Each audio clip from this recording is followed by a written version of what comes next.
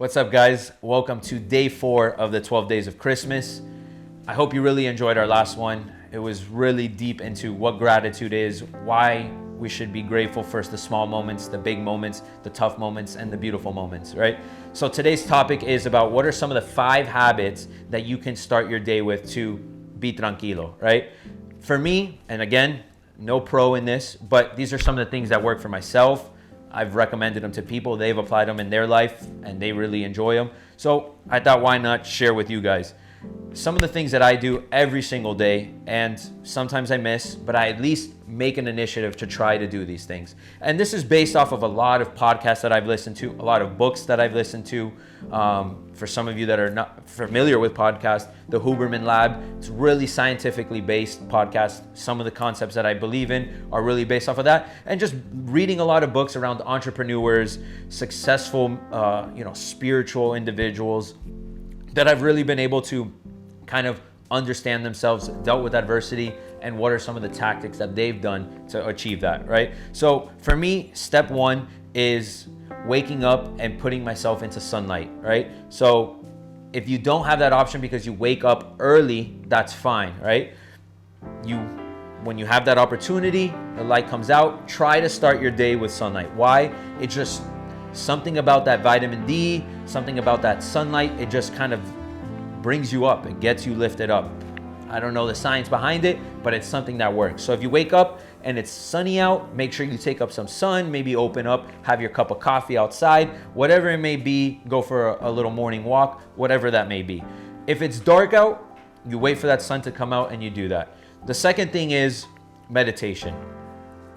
I speak really high on meditation because it's been something that's been honestly a game changer for me. It's been something that changed my whole perspective on life, to be honest. And for the people that are beginning, and I'm assuming that most people haven't started a meditation practice, I would just say just start.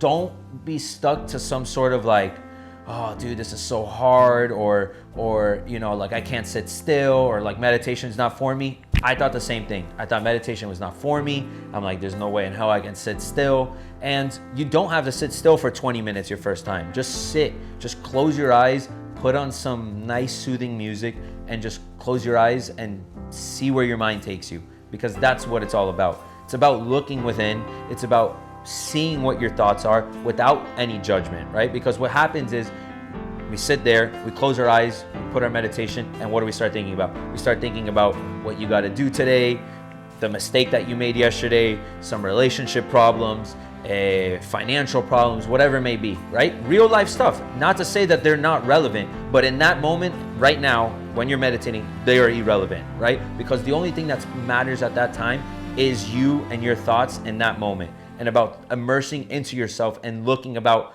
what are the things that you're thinking about, what are some of the sensations in your body, right? If you feel that neck crick, you feel that back ache, right? Sometimes those could be physical issues, but they could also be emotional traumas that you are holding on to, right? So this is an opportunity for you to really look within, kind of understand what's going on in your mind. It's an opportunity to become aware about yourself, aware about what you're thinking of, aware of what's going on internally, right? And what comes with that awareness is going to be some growing pains, but guess what? Within those growing pains, you learn about yourself, you get clarity, you get energy. I mean, the benefits of meditation are endless. And again, those are energy, those are clarity, their happiness, their joy. When you really hone into that and you get a dedicated practice, there are so many infinite possibilities that you can connect with. And it may not be for everyone, but I know it worked for myself, and there's something about it that it really just shifted kind of the narrative of how I looked at things. I looked at things in a more positive lens. I always tried to see the good when things weren't going well, right? And it was that lift when things weren't going well in my life that kind of just like, it was just me and nothing else mattered. So if you have questions about it, please reach out to me. I'm more than happy to answer that, help kind of share some of the practices that I do to kind of meditate, and I could work with you on that. So meditation is the second thing. Sunlight, meditation. Third thing is journaling. Why journaling? Because journaling is a form of release. We're all consumed of energy, right? Good energy, bad energy, whatever you name it, but it's all pent up.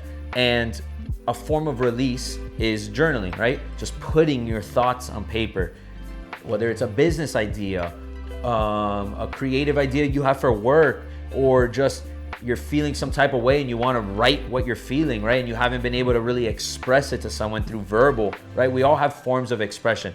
Some people dance, some people play golf, some people journal, some people meditate, but we all have to have some sort of form of release of energy, and journaling is a great way, right? And one of the things that we're going to talk about in one of the few days is how to effectively how to do an effective journaling session. So we're not going to get too much into that, but that is something that I recommend doing. The fourth thing is doing some sort of exercise. Move your body, whether it's a 20-minute walk, doing a few push-ups, doing some sit-ups, doing some yoga, just moving your body, getting your body used to what's to come, giving your body something challenging to do to start the day. I highly recommend moving your body, breaking a little bit of a sweat, even before your coffee. That for me just works better. I work out fasted in the morning. It helps me kind of get my mind sharp. It helps me kind of set the tone for the rest of the day. So highly recommend doing some sort of, doesn't have to be high intensity. For those that do it, great, but just something to move your body and kind of set the tone for the day. And the fifth and last thing is just gratitude. Going back to the last episode, write down some of the 5 things that you're most grateful for today, right now, in this moment. The smallest things to the biggest things.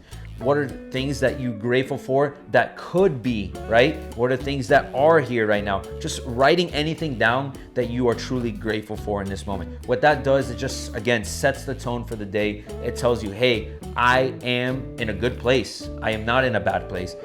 Even though the external may not say that, but right now, what I can control is that I'm grateful for the car that takes me to work, for the water that I'm able to drink every morning, for the beautiful day that's here today, for my health, for my family, for my friends, for my girlfriend, for my boyfriend, whatever it may be. But there's so many reasons to be grateful, and you just sometimes need to narrow it down and just realize exactly all the amazing things that actually are in your life here right now. So take the time to be grateful. So recap: sunshine, meditate, journal, exercise, gratitude. Start your day with those things and be consistent with it. It's not about doing it for 1 week. It's about doing it every single day. If you fall one day, make sure you do it the next day or later that evening, whatever it may be, but just do it. I'm telling you, it's a game changer. So thanks guys for tuning into this one. We appreciate you. If you're new to this, make sure to listen to the podcast. We're on Spotify, Apple, YouTube, you name it. You can find us pretty much anywhere. And if you're not new to this, please continue to share with friends, share with family, save for a later time. We thank you guys for tuning in, and we'll see you soon.